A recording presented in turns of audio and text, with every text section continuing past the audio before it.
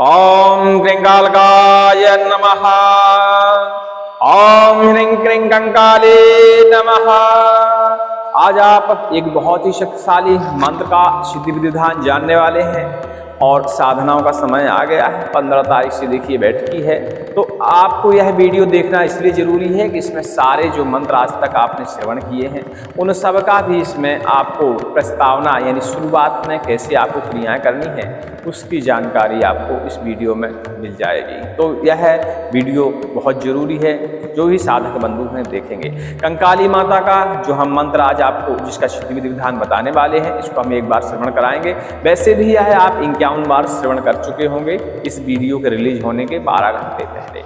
उसी मंत्र का हम सिद्धि विधि विधान आपको बताने वाले हैं और डिस्क्रिप्शन में मंत्र लिखे हुए मिलेंगे, तो चेक कर लीजिएगा ताकि कंफ्यूजन ना हो आपको। ठीक है, यह बहुत ही शक्तिशाली मंत्र है, कंकाली दरबार का मंत्र है और कंकाली दरबार में यह प्रचलित मंत्र है। वहाँ का हर तांत्रिक इस मंत्र का उपयोग करता है और सभी लोगों की बाधाओं का हरण करते हैं। चलिए, इस मंत्र की सबसे बड़ी खासियत यह है कि यह भूत प्रेत हो, जिन्न जिन्नात हो, बैताल हो, डायन, डाकनी, साकनी, चुड़ैल, बरम, मसान, कछिया मसान, सुखिया मसान यानी सभी प्रकार के मसान, मरघंडो, ऐसी प्रकार की सभी प्रकार की बाधाओं को यह बांधने वाला मंत्र माना जाता है। यदि आप इस मंत्र का प्रयोग कर देते हैं तो ये सभी प्रकार की बाधाएं और नकारात्मक शक्तियां जो भी हैं उनका तत्काल ही बंधन हो जाता है और वो आपके शरीर को नुकसान पहुंचाना बंद कर देती हैं।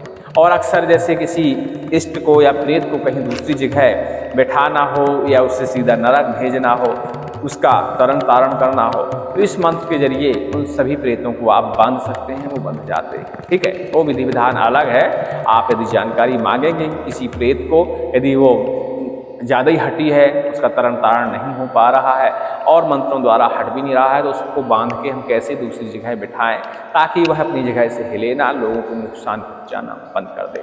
तो वो विधि एक अलग विधि है, उसका एक पूरा ही वीडियो बनेगा डेढ़ घंटे का, तो वो किसी दिन हम बता देंगे। या कोई ऐसा भक्त आया जिसके पास संकट हुआ तो हम आपको लाइव भी दिखाएंगे कि कैसे किसी इष्ट को पकड़कर बांधकर कैसे दूसरी जगह उसको बिठाया जाता है। जैसे अक्सर आपने देखा होगा सन्यासी बाबा का चबूतरा, मसान बाबा का चबूतरा या बरम बाबा का चबूतरा, तो ऐसे में उस समय क्या है कि जब तक इनका बैठक नहीं लगता तब तक ये इष्ट या देव या प्रेत परेशान करते रहते हैं लोगों को। लेकिन एक बार इनको बंधन में डाल के यदि किसी विशेष स्थान पर, विशेष चबूतरे पर इनको बैठा देते हैं तो फिर ये नुकसान पहुंचाना बंद कर देते हैं। इनके अंदर देवत्व शक्ति प्रकट हो जाती है, फिर ये दूसरे की रक्षा ही करते हैं, नुकसान नहीं पहुंचाते। बस समय समय पर उनकी पूजा पाठ होती रहे, समय समय पर उन्हें प्रसाद मिलता रहे, तो वो कभी किसी को नुकसान नहीं करते, फिर भला करने लगते हैं। क्योंकि उनको पता है कि जब हम बैठ गए हैं तो हमारा एक समय ऐसा आएगा कि तरण तारण हो ही जाएगा और मुक्ति मिल जाएगी, तो फिर वो कृपा भी करने लगते हैं। अक्सर देखा होगा बरम जब भटकते हैं तो पूरे परिवार को, वंश को तक तबाह कर देते हैं, लेकिन उनको एक बार यदि बिठा दिया जाए सही विधि विधान के साथ और उनको टाइम टाइम पे पूजा देना हम शुरू कर दें तो बरम बाबा फिर ऐसी कृपा करते हैं कि समझ लो साक्षात भगवान ही कृपा कर रहे हो। ठीक है, तो ऐसे बैठाने के विधान हैं, आप जानना चाहेंगे तो उस विषय में बताएंगे। आज हम इस मंत्र का विधि विधान जानने वाले हैं, तो शुरू से शुरुआत करते हैं। पहले तो आप मंत्र सुन लीजिए, हम किस मंत्र का सिद्धि विधि विधान जानने वाले हैं, फिर इसकी अब शुरुआत करते हैं। बाकी चीज़ें तो आप समझ गई हैं कि इससे मरण, मूठ, वशीकरण, इन सारे तंत्रों को भी काटा जा सकता है और सभी प्रकार के भूत प्रेतों का बंधन किया जा सकता है। खासकर ये बंधन मंत्र है, ठीक है, कंकाली माता का।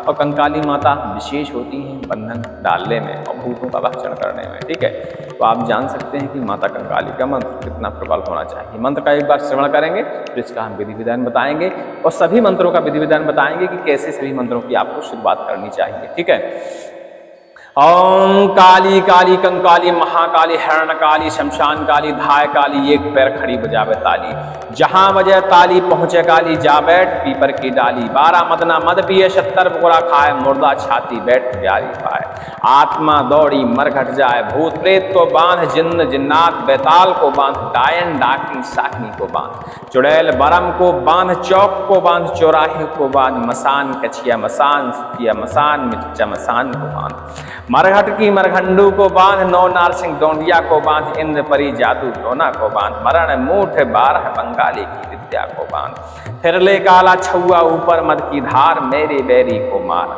मूठ मार मरघट पहुंचावे, दूसरे की चौकी उठावे, अपनी चौकी बिठावे, तब सत्य माई कंकाली कहावे। श्री राम की आन गौरा पार्वती का मान चल चल रे माई कंकाली कर कल्याण।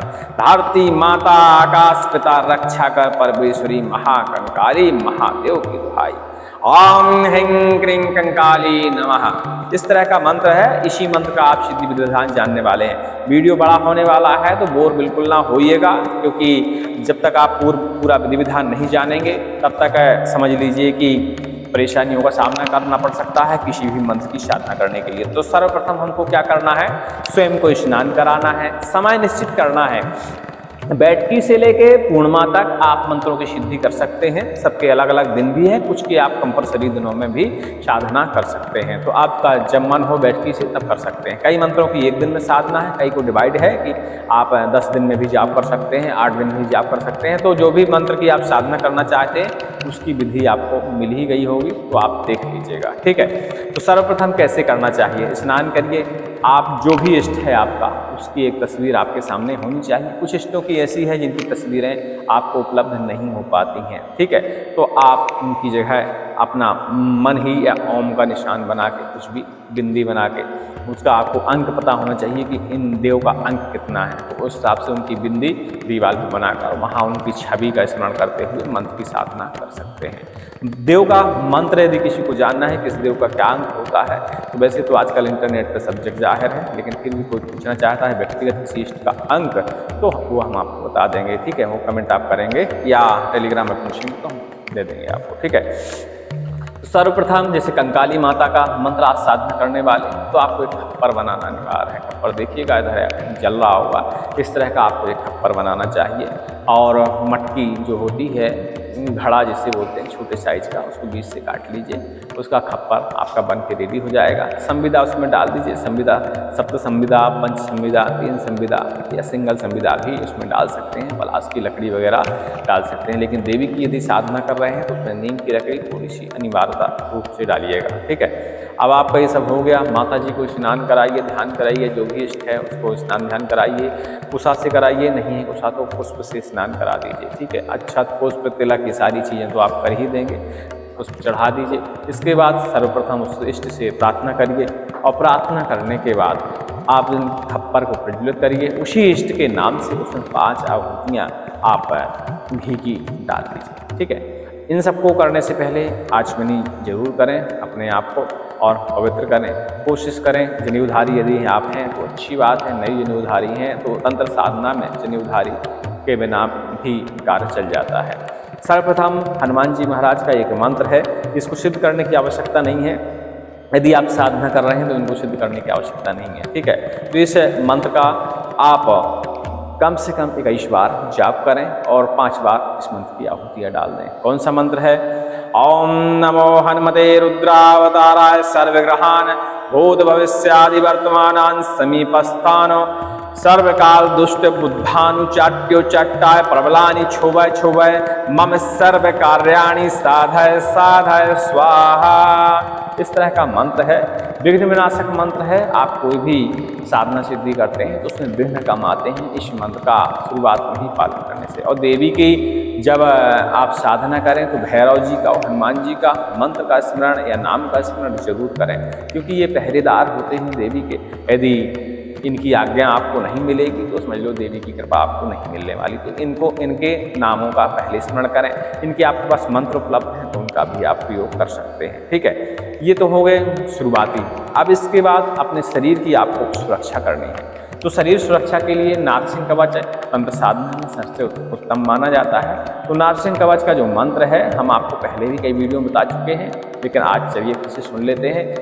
ये सारे मंत्र टेलीग्राम पे आपको लिखे हुए मिलेंगे, तो ध्यान दीजिएगा। आपको जब भी मंत्र की जरूरत हो लिखित में आप मैसेज करिएगा, पूरे मंत्र हमको दे दीजिए, हम टेलीग्राम में सब आपको लिख देंगे। बहुत बड़े मंत्र हो जाएंगे ना, 4-6 मंत्र हो जाएंगे तो डिस्क्रिप्शन ही पूरा भर जाएगा, फिर बाकी चीज़ों की जगह नहीं बचेगी। तो डिस्क्रिप्शन में सारे मंत्रों की उम्मीद न करिएगा।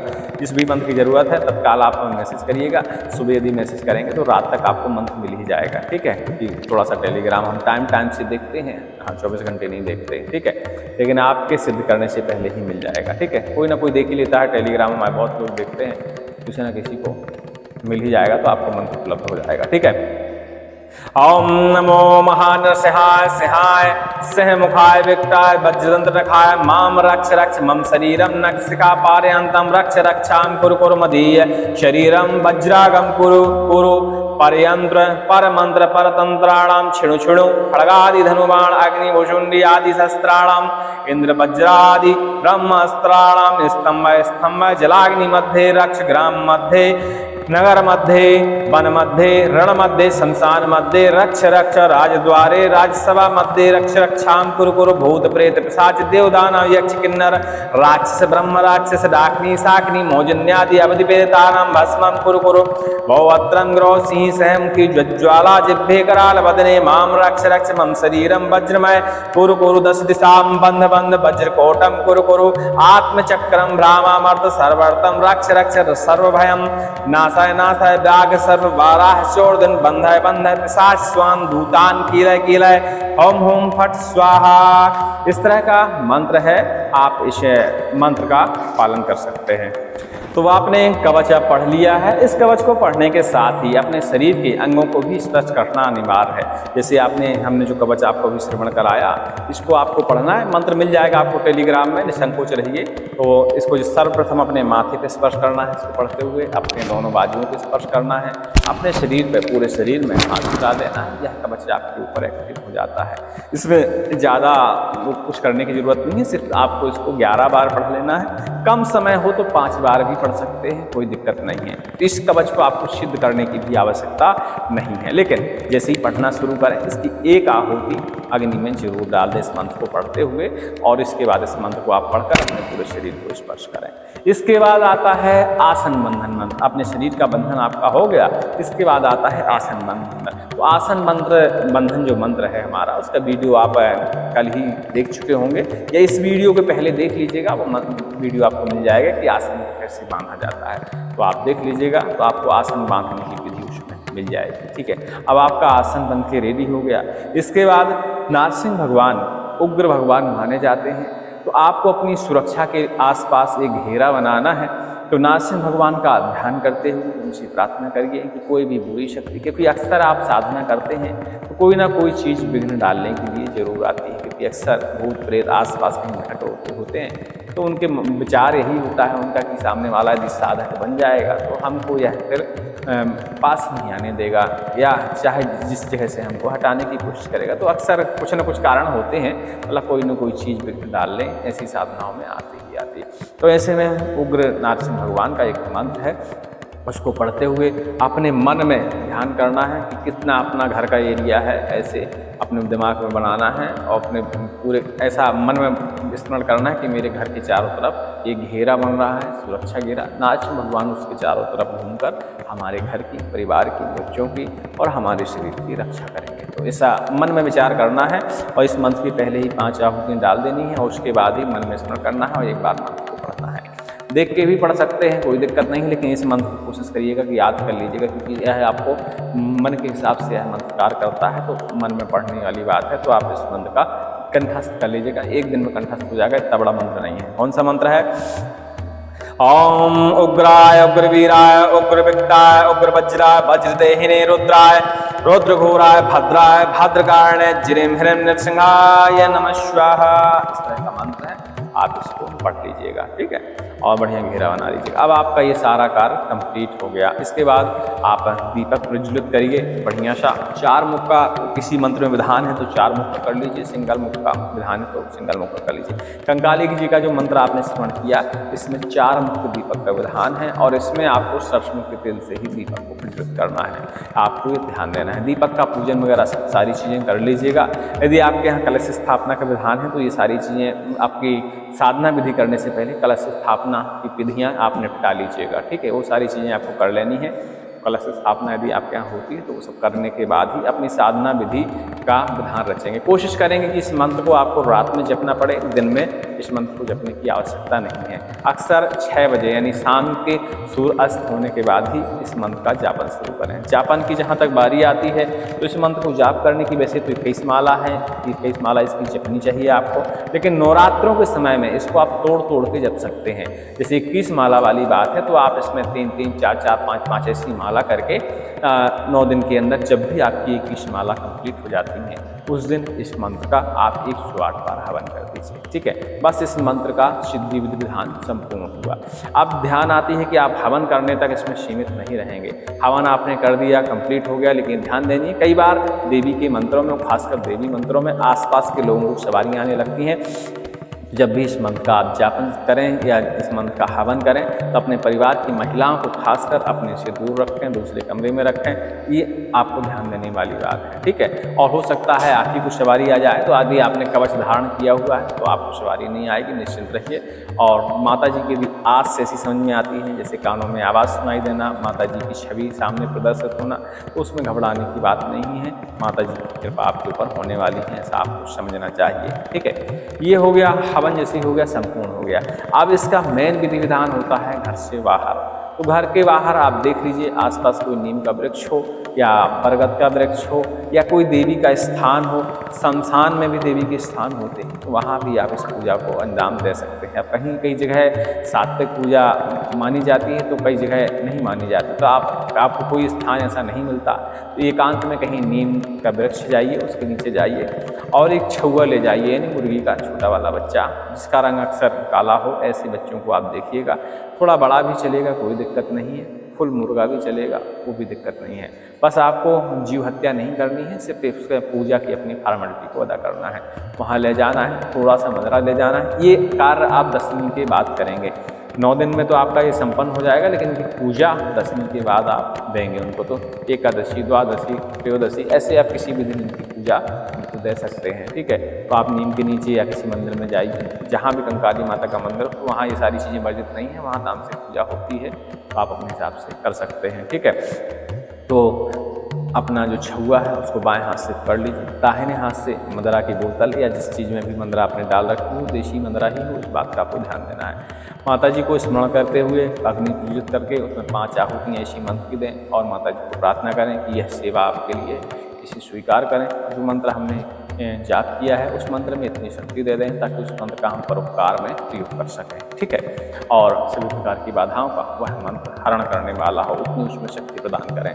और आप बाएं हाथ से आपने छुआ पकड़ ही रखा है और उसके ऊपर आप धार दे दीजिए मदरा की और इस मंत्र को आप 1 से 5 बार पढ़ दीजिए। ठीक है, जितने में वो धार आपकी पूरी हो जाए, धीरे धीरे गिराना होता है और इसके बाद उसको छोड़ दीजिए या उसको पहुँच के जहाँ से लाए हैं वापस कर दीजिए। बस हत्या नहीं होनी चाहिए। हाँ, जिस देवी देवता को बलि लेनी होती है वो स्वयं ही ले लेती है, आपको काटने पीटने की जरूरत नहीं पड़ती। ठीक है, तो इस बात का ध्यान देना, यदि उसने स्वयं ले लिया है तो कोई दिक्कत नहीं, लेकिन आप अपने हाथ से हत्या ना करें। ठीक है, इतने में आपकी पूजा संपन्न होती है। बस अब इसके बाद आपको हर नवरात्रों में यह पूजा नवरात्रों के बाद देनी चाहिए।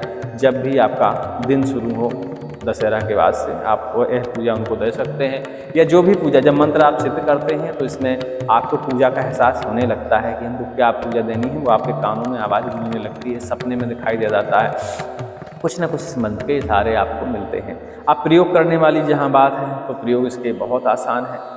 एक नींबू से इस मंत्र का आप प्रयोग कर सकते हैं, मोर के पंख से इस का प्रयोग कर सकते हैं, कच्चे सूते, कच्चा धागा जो होता है उससे प्रयोग कर सकते हैं, लौंग से प्रयोग कर सकते हैं, उड़द के दाने से प्रयोग कर सकते हैं। जो साधक बंधु हैं प्रयोग करना इसका जानते होंगे, जो नहीं जानते हैं वो हमें कमेंट कर देंगे या टेलीग्राम में लिख देंगे, तो उसका बाकी का झाड़ने फूकने का जो प्रयोग है वो बाद का विषय है। पहले तो आपको सिद्ध करना है मंत्र को। ठीक है, तो वो बाद का विषय है। जब मंत्र की सिद्धि कर लेंगे तो 50% तो आपको अपने आप ही पता चल जाता है कि इस मंत्र का हमको कैसे प्रयोग करना है।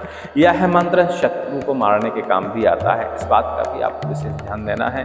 तो ऐसी यदि किसी की इच्छा हो कि हम शत्रु नुकसान के लिए इस मंत्र का सिद्धिकरण कर रहे हैं तो ऐसा है विचार में रख के यदि मंत्र का सिद्धिकरण करेंगे तो उस मंत्र में सिद्धि कभी नहीं मिलेगी, ये ध्यान देने वाली बात है। लेकिन यदि इस मंत्र का आप साधना कर लेते हैं, वो आपका शत्रु आपके बारे में बुरा सोच रहा है तो उसका बुरा अपने आप ही होने लगता है। माँ कंकाली की कृपा से ऐसा होता है। ठीक है, तो आप अपने हिसाब से देख लीजिएगा। अधिक जानकारी के लिए टेलीग्राम में संपर्क कर लीजिएगा। जो मंत्र आपको नहीं मिल रहा है वीडियो के नीचे उसका लिंक जरा हमें टेलीग्राम में भेज दीजिएगा, हम उसका मंत्र उसी के नीचे आपको लिख देंगे। ठीक है, क्योंकि कई लोग कंफ्यूज होते हैं कि इसका मंत्र है कैसे मिलेगा, क्योंकि अब आपके बताने में तो नहीं समझ में आता ना हमारे। उसका लिंक कॉपी करिएगा, टेलीग्राम में भेज दीजिएगा, भैया इसका मंत्र का लेखन हमको दे दीजिए, तो हम आपको उपलब्ध करा देंगे। ठीक है, सभी को जय श्री राम।